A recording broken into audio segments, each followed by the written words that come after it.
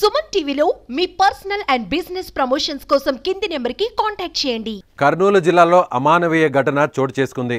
చంటి cinema తరహాలో ఈ ఘటన రిపీట్ అయింది. కొడుకు ప్రేమ వివాహం తల్లికి శాపంగా మారింది. వేరే వర్గానికి చెందిన అమ్మాయిని ప్రేమ వివాహం చేసుకుని కుమారుడు వెళ్లిపోవడంతో యువతి బంధువులు తల్లిపై దాడి చేశారు. మానవత్వం మరిచి స్తంభానికి కట్టి మరీ కొట్టారు. ఘటన జరిగి 6 నెలల తర్వాత దళిత మహిళపై జరిగిన దాడి ప్రతి ఒక్కరిని విస్మయానికి గురిచేస్తోంది. పెద్ద కుడుబూరు మండలం కుల్లకుంటలకు చెందిన ఈరన్న అనే యువకుడు మరో వర్గానికి చెందిన ఓ యువతిని ప్రేమించాడు.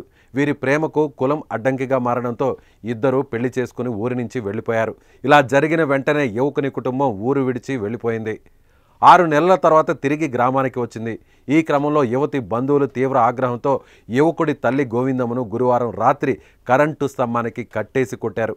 దీంతో స్థానికులు ఆమెను విడిపించేందుకు యత్నించగా వారు అడ్డుకున్నారు. ఈ క్రమంలో ఇరు వర్గాల మధ్య తీవ్ర వాగ్వాదం చోటు చేసుకుంది. సమాచారం అందుకున్న పోలీసులు ఘటనా స్థలానికి చేరుకుని ఇరు వర్గాలను చెదరగొట్టి స్తంభానికి కట్టేసిన మహిళను విడిపించారు. తనపై జరిగిన దాడిని తలుచుకొని బాధితురాలు కుంగిపోతోంది. తనకు చనిపోవాలని ఉందని ఆవేదన వ్యక్తం చేస్తుంది. అయితే న్యాయాన్ని గెలిపించేందుకు తాను బతికి ఉన్నానని, ఇలాంటి సంఘటన మరెక్కడా జరగకూడదని సుమన్ టీవీకి తెలిపింది. దాడిపై పూర్తి స్థాయిలో విచారణ జరిపి అందుకు బాధ్యులైన వారిపై కఠిన చర్యలు తీసుకోవాలని గోవిందమ్మ డిమాండ్ చేస్తోంది. ఈ ఘటనపై పోలీస్ శాఖ విచారణ చేపట్టింది. బాధితురాలి ఫిర్యాదు మేరకు కేసు నమోదు చేసి దర్యాప్తు చేస్తున్నారు. గ్రామంలో ఎటువంటి అవాంఛనీయ సంఘటనలు జరగకుండా బందోబస్తు ఏర్పాటు చేశారు. నాకు ఇష్టం కాదు సార్, నన్ను వద్దన్న వాడే వదలలేదు. వాళ్ళిద్దరికి ఇష్టమైంది అది.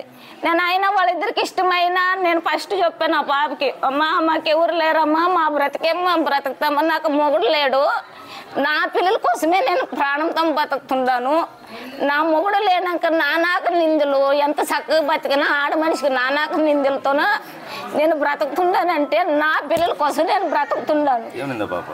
అంటే నీవు కాదు నాకు చెప్పేది, నాకు ఇష్టం ఉన్నది తిని నా నితిన్తో వచ్చాను, నువ్వేం నాకు చెప్పే కానింది అంటే నా కొడుకు ఏమన్నాడు, నువ్వేం నాకు చెప్పాక ఆ పిల్ల నాకు ఇష్టపడి వచ్చింది, నా ఆ పిల్ల నన్ను నమ్ముకొని వచ్చింది, నేను ఎట్లా వదులుతానని వాడు అన్నాడు.